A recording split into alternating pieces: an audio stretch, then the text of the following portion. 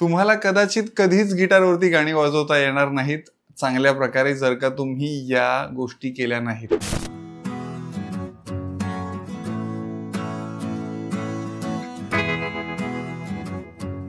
नमस्कार, माझं नाव यशवंत दिडवाग, तुमचा मराठी गिटार मास्टर. गेल्या वर्षभरामध्ये 52 मंगळवारी मी 52 मराठी गाण्यांची कॉर्ड प्रोग्रेशन्स तुम्हाला इथे या चॅनलवरती शिकवले. पण मला एक अशी गोष्ट निदर्शनास आली की बरीच जण आहेत ज्यांना एकही गाणं जमलं नाही वाजवता. त्याचं कारण काही XYZ असेल, पण मी ठरवलं की या पॉइंटला अजून थोडं झूम करून सांगावं आपल्या चॅनलवरती. याआधी मी बिगिनर गिटारिस्ट कुठल्या 5 चुका करतात याचा व्हिडिओ बनवलेला, त्याची लिंक मी खाली देईन. पण माझ्या असं लक्षात आलं की त्याच्यामध्ये शेवटची जी चूक मी सांगितलेली त्याला अजून इलॅबोरेट करून सांगायची गरज आहे. कारण काही चुका तर बिगिनर नसलेली माणसं पण करतायत. म्हणजे जर का एखादी गोष्ट तुम्ही 4-5 वर्ष करत असाल तर थोडीफार तरी यायला लागतेच. पण व्हॉट इफ त्याच्या 10 पट ती तुम्हाला तेवढ्याच वेळात जमली असती तर? आजच्या व्हिडिओमध्ये हे सगळं तुम्हाला समजायला लागेल. तर या गोष्टींना मी 2 प्रकारे बघतो. एक ऍक्च्युअल फिजिकल प्रॅक्टिस आणि एक मानसिक अप्रोच काय आहे त्या गोष्टीकडे बघण्याचा. पहिलं ऍक्च्युअल फिजिकल प्रॅक्टिसच्या गोष्टी सांगतो. सर्वात पहिलं तर यार, तुम्हाला एका स्ट्रिंग मधून जर का क्लिअर आवाज काढता येत नसेल तर का तुम्ही डायरेक्ट कॉर्ड पकडायला जाल? म्हणजे आपल्याला लहानपणी एक गोष्ट होती, एकीजवळ एक शेतकरी 5 मुलांना 5 काट्या वाटून देतो आणि बोलतो आता एक एक तोडा, तर ती तुटते पटकन. आणि मग नंतर तो 5 काट्या एकाच मुलाला बोलतो की तोडून दाखव, त्या नाही तुटत. तुम्ही जेव्हा एक कॉर्ड वाजवायला घेता ना डायरेक्ट, तेव्हा ही 5 काट्यांसारखी आहे. समजतंय? तुम्हाला एक काठी तोडता आली पाहिजे पहिली, मग कॉर्डला हात न्यायचा पुढे. बरं, याच्यातल्या काय काय गोष्टी मी मागच्या 52 ट्युटोरियल व्हिडिओज मध्ये पण सांगितल्या, पण मला असं वाटलं की एकाच शॉर्ट मध्ये सांगाव्या म्हणून अजून एलॅबोरेटेड व्हर्जन इथे देतोय. एकदा तुम्हाला कॉर्ड वाजवता आली, मग तुमचं दुसरं म्हणणं काय असतं, म्हणजे सेकंड चूक तुम्ही ही करता लगेच पुढची, एकदा वाजली मग आली मला ती कॉर्ड, असं नसतं. तो काय एखाद्या शब्दाचा अर्थ नाही की एकदा समजला की समजला. समजतंय? ही एक प्रॅक्टिकल गोष्ट आहे. तुम्हाला आठवतं, तुम्ही लहानपणी चप्पल घालायचा तेव्हा एकदा घातली की लगेच घालता आली का तुम्हाला? कितीतरी वेळा मी तरी कितीतरी दिवस 10वी चप्पल उजव्या पायात घालून फिरायचो, मला कळायचं सुद्धा नाही ते शूजचं व्हायचं तसं. तर ही तुमचं कॉर्ड पकडण्याचं वय जर का तेवढं आहे ना, तर तुम्ही बऱ्याच चुका करत असणार. याला अवॉइड कसं करायचं सांगतो. सगळ्यात पहिलं तर हे मनातून काढून टाका की एकदा ती कॉर्ड वाजवता आली म्हणजे ती तुम्हाला कॉर्ड आली. एकदा जेव्हा चांगला आवाज येतो, म्हणजे आता हा आला, व्यवस्थित क्लिअर आवाज आला. आता मी हात उचलला आणि पुन्हा ठेवला, आता पुन्हा आला क्लिअर आवाज. हा काय येतोय? माझ्या मसलला तेवढी सवय लागली की मी न बघता ठेवलं तरी पण क्लिअर आवाज येईल. ओके, आता जसा आजच्या हा व्हिडिओ बघतानाच तुम्ही चप्पल घातली असती तरी चाललं असतं, इतकं तुमचं इझी झालंय. पण लहानपणी तुम्हाला फुल फोकस करावा लागायचा. अच्छा, ही डावी चप्पल आहे, ही उजवी चप्पल आहे. समजतंय? तुम्ही त्या वयात असताना जेव्हा कॉर्ड स्विचिंग मध्ये, तेव्हा एकदा कॉर्ड आली म्हणून आली सांगत फिरायचं नाही. ती वाजवायची, सोडायची, पुन्हा वाजवायची, ती क्लिअर वाजते का हे बघायचं. समजतंय? ओके. सेकंड मिस्टेक पण जर का तुम्ही पुढे घेऊन गेलात, आता तिसरी मिस्टेक तुम्ही ही करता की एक कॉर्ड आली आणि अजून एक दुसरी कॉर्ड आली. समजा ह्या 2 कॉर्ड आल्या, तुम्हाला ते 2 कॉर्ड आल्यात, या कॉर्डवरून या कॉर्डवर जाणं ही एक वेगळी स्किल आहे. समजतंय? म्हणजे एवढं डिटेलमध्ये जाऊन कोणी सांगत नाही. आणि आता हे तुम्हाला इंट्रोस्पेक्ट करून बघायचं आहे की मी नक्की आता कुठल्या स्टेजला आहे. मला अजून कॉर्डच पकडायचं माहित नाही की मला कॉर्ड पकडायचं माहिती आहे, पण तो स्विच मध्ये मी फोकस कमी देत होतो किंवा होते. बरं, आता असं समजू की तुम्हाला 4 कॉर्ड येतात. ओके, पण गाण्याचा सिक्वेन्स समजा आहे, एक पहिली कॉर्ड, तिसरी कॉर्ड, दुसरी कॉर्ड आणि चौथी कॉर्ड. तर या सिक्वेन्स मध्ये त्या कॉर्ड्स मधून फिरता येतं का? समजा आता आपण आपल्या एक्झाम्पल साठी असं घेऊ की सी, ए मायनर, एफ आणि जी. आता सी ते ए मायनर मला फिरता येतं का? म्हणजे मला ए मायनर वाजवता येतो, मला सी वाजवता येतो, पण या दोघांमध्ये उडी मारता येते का? हा पहिला प्रश्न आहे. मग नंतर ए मायनर आणि एफ याच्यामध्ये मला उडी मारता येते का? हा दुसरा प्रश्न. मग एफ आणि जी याच्यामध्ये मला उडी मारता येते का? हा तिसरा प्रश्न आहे. या प्रत्येकाला वेगवेगळं टॅकल करायचं आहे. म्हणजे जरी गाणं दिसलं 4 कॉर्डचं, तुम्हाला येतात 4 कॉर्ड आणि तुम्ही नाही बोलू शकत की आता मी गाणं वाजवायला घेतो किंवा घेते. बरं, आता नेक्स्ट चूक ही असते, इथपर्यंत जरी तुम्ही क्लिअर आलात तरी पेशन्स नाही राहत बऱ्याचदा, इथपर्यंत आपण शांत आलोय तर. पण हे खूप वर्थ आहेत ह्या सगळ्या गोष्टी. ह्या एकदाच करायच्या इन्व्हेस्टमेंट आहेत. जसं लहानपणी तुम्ही शूजची लेस बांधायला शिकलात, आता तुम्ही फटाफट बांधू शकता. आता दरवेळी तुम्ही तेवढा विचार नाही करत. तसं जेवढं आता तुम्ही सी आणि ए मायनर ह्या जम्पचा विचार केला, तेवढा आता 6 महिन्याने दुसऱ्या कुठल्या तरी गाण्यात सेम स्विच आला तर तेवढा विचार नाही करायचा. तो ऑलरेडी तुमचा रेडी आहे. ओके, ही एक चांगली इन्व्हेस्टमेंट आहे. अशा प्रकारे याला घ्या. बरं, आता आपण असं अज्युम करूया की सी, ए मायनर, एफ, जी ही जी कुठली कॉर्डची सिक्वेन्स होती ती तुमची तगडी झाली आहे. आता तुम्हाला त्याच्यावरती स्ट्रमिंग पॅटर्न करायचा आहे. मी माझ्या प्रत्येक व्हिडिओमध्ये हे सांगितलंय की स्ट्रमिंगची वेगळी प्रॅक्टिस करायची, कॉर्ड्सची वेगळी प्रॅक्टिस करायची. आणि आय नो हे दरवेळी सांगावं लागतं, कारण आता आपण व्हिडिओ फॉर्मॅटमध्ये शिकतोय तर दरवेळी मी तुमच्या बाजूला नसेन. या काही गोष्टी तुम्हाला पाठच कराव्या लागतील. हवं तर ह्या डिस्क्रिप्शनमध्ये मी तुम्हाला हे पॉईंटशीर लिहून देईन. तुम्ही एव्हरी सॉन्ग जेव्हा वाजवायला बसाल तेव्हा साईडला नोट डाऊन घ्या की ओके ह्या स्टेप्स झाल्यात का. स्टेप 1 कॉर्ड क्लिअर वाजते का. स्टेप 2 त्या कॉर्डवरून दुसऱ्या कॉर्डवरती स्विच मारता येते का. स्टेप 3 त्या कॉर्ड म्हणजे गाण्यामध्ये जो आपल्या PDF मध्ये किंवा जो काही मी कॉर्ड प्रोग्रेशन दिलाय त्या सिक्वेन्समध्ये तुम्हाला त्यातनं फिरता येते का. अजून मी स्ट्रमिंग पॅटर्न ऍड केलेला नाही. ओके, आत्ता मी स्ट्रमिंग पॅटर्न ऍड करतोय. फॉर एक्झाम्पल आता हा पॅटर्न आहे.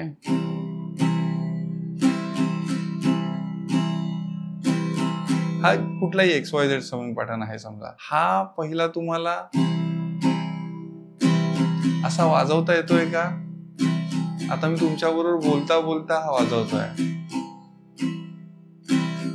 एवढा कम्फर्टेबल तुम्हाला एका कॉर्डवर वाजवता येतोय का. म्हणजे 1 2 and 4 and 1 2 and 4 and आता हा मला तेवढा डायसेक्ट पण करता आला की ओके हा 1 2 and 4 and असा हा पॅटर्न होता. किंवा याला डाऊन अपच्या भाषेत बोलायचं झालं तर down down up down up down down up down up. जो तुम्ही मगाशी पेअर्स घेतलेले ना, आता मी सी आणि ए मायनर ह्याच्यामध्ये हा वाजवून बघणार. Down down up down up change. पुन्हा पहिली कॉर्ड, पुन्हा दुसरी कॉर्ड.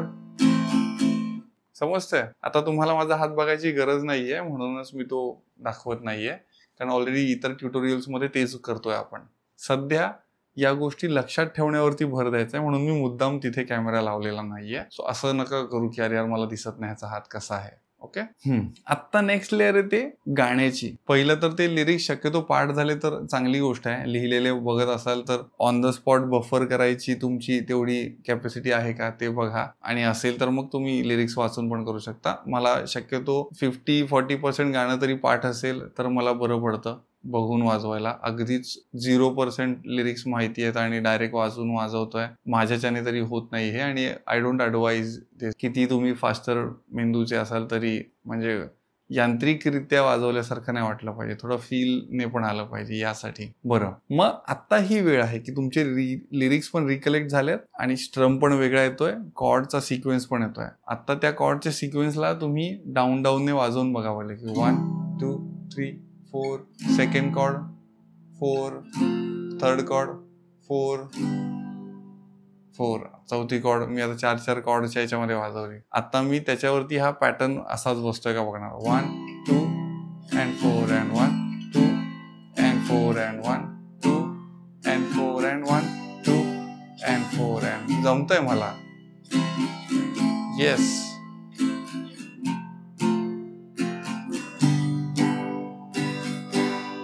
आता मी लिरिक्सचा लेअर चढवायला जाईन. इथे आता 2 प्रकारे याच्या पुढे तुम्ही जाऊ शकता. म्हणजे इथवर जरी तुम्ही प्रॅक्टिस केलेली असेल तरी इथून पण पुढे कधी कधी खूप लेंदी प्रॅक्टिस सेशन्स होतात, कारण एक्झॅक्टली कळत नाही कुठे फोकस करायचा आहे. इथून 2 वेज असे निघतात की आयदर काही जणांना ना स्ट्रम असल्याशिवाय गाणं गायचा मूडच होत नाही, किंवा काही जणांना गायला लागलो तर मग लोड येतो, काही डाऊन अपचा पण प्रोसेस करायचा आणि लिरिक्सचा पण प्रोसेस करायचा. तर ज्यांना लिरिक्सचा लोड येतो त्यांना मी सजेस्ट करतो की सिंगल स्ट्रमने लिरिक्स बोला जे काय आहे ते, लिरिक्स बोला जे काय आहे ते, लिरिक्स बोला जे काय आहे ते, लिरिक्स बोला जे काय आहे ते. एकदा असं झालं ना, हे कदाचित तुम्हाला काही स्टेप्स ना अगदीच फुटकळ वाटतील की अरे काय गरज आहे याची, पण तुमचा ब्रेन आहे ना डायरेक्ट 1, 2, 3, 4 पायऱ्या नाही चढत आहे, 1.1, 1.2, 1.3 अशा पायऱ्या चढतोय. सो ते पटकन मुरतं. म्हणजे हेच कारण आहे की मी दर आठवड्याला नवीन व्हिडिओ असाच बनवू शकलो. म्हणजे हे गेल्या वर्षभरातल्या अनुभवावरून मी तुम्हाला सांगतोय की एखाद्या मेंदूमध्ये अगदीच नवीन गाणं जरी असेल तरी ते कसं म्हणजे मुरवता येतं. ओके. आणि दुसरा रस्ता जो मी तुम्हाला म्हटलं, म्हणजे ज्यांना लिरिक्स थोडंसं जड जात आहे त्यांनी नुसत्या डाऊन स्ट्रमने ते गाणं गाऊन बघा, आणि ज्यांना स्ट्रम सोबतच तो फील येतो गाणं गायचा त्यांनी प्लीज कंटिन्यू करा तसंच. पण आता इथे अजून एक चान्स वेगळा आहे की जर का गाणं फास्ट असेल तर थोडासा लोड येऊ शकतो डोक्यावरती. इन दॅट केस थोडा बीपीएम स्लो करावा लागेल, आणि मग जेव्हा तुम्ही बीपीएम स्लो कराल त्या स्लो बीपीएम वरती गाणं कधी कधी अवघड जातं. म्हणजे हिरवा निसर्ग हा भोवतीने जीवन सफर करा मस्तीने, हे गाणं फास्ट आहे. याला जर का तुम्ही स्लो रिदम मध्ये घेतलं, म्हणजे बऱ्याचदा फास्ट गाण्याचा स्लो रिदम 50% स्पीडमध्ये येतो, मग तो हिरवा निसर्ग हा भवती हे करणं एक वेगळं टास्क होऊन जातो, ज्याची की गरज नाहीये म्हणजे आपल्या परफॉर्मन्समध्ये. स्ट्रमिंग स्लो फास्ट शिकणं एक स्किल असू शकतो एखाद्या गिटारिस्टसाठी, पण आपण काही कॅसेट नाही यार की 0.5 स्पीडवरती आपण व्यवस्थित आहे तसं बोलतोय. तर प्रत्येकाने आपापल्या मेंदूनुसार इथे डिसिजन घ्या. बरं, या इथंवर होत्या प्रॅक्टिस रिलेटेड टिप्स. आता मेंटल टिप्स सांगतो. म्हणजे होतं असं की बऱ्याच जणांना वाटतं की कशाला बेसिक शिकायचे, काय गरज आहे, मी डायरेक्ट कॉर्ड शिकतो. मला अजून बरीच जण भेटतात अशी की सर मला फक्त कॉर्ड सांगा ना या कशा आहेत, मग मी करतो कसं.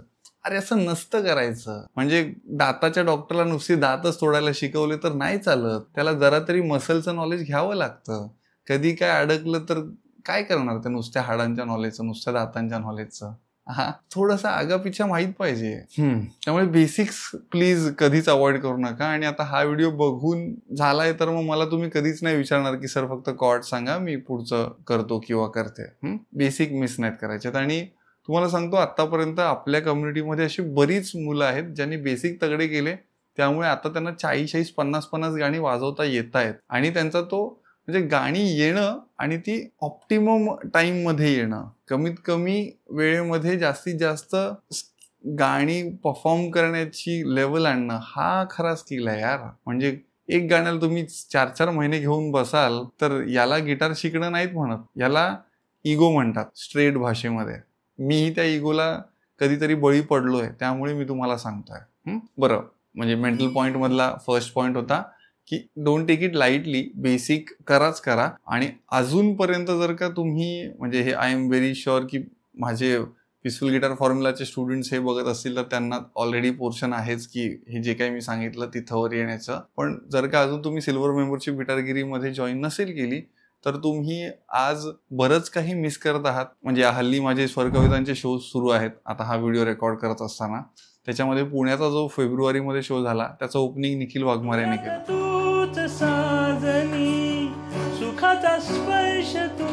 त्याने काकण मूवीतलं गाणं केलं. मी त्याला बिलकुल हेल्प नव्हती केली. त्याने त्याचं गाणं शोधून आला, वाजवलं, टाळ्या पडल्या, असं चालतं हे.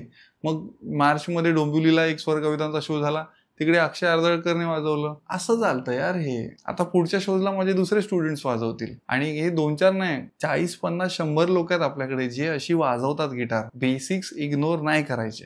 बरं, अजून आता दुसरी मेंटल चूक सांगतो काय असू शकते. ती ही की बऱ्याच जण नुसती काकेत गिटार घेऊन बसणं आणि मग बोलणं की मी एवढा वेळ प्रॅक्टिस केली. तसं नसतं. तुम्ही ऍक्च्युअल हात किती हलवला, इथे किती आवाज काढायचा प्रयत्न केला, किती फोकसफुली केला तो आवाज. म्हणजे तुम्ही एक स्ट्रिंगचा क्लिअर आवाज प्रॅक्टिस स्किप करून अख्खी कॉर्ड वाजवायला 4 तास घातले, नाही उपयोग. त्याला 4 तास प्रॅक्टिस केली नका बोलू प्लीज. तुम्ही स्वतःला फसवताय.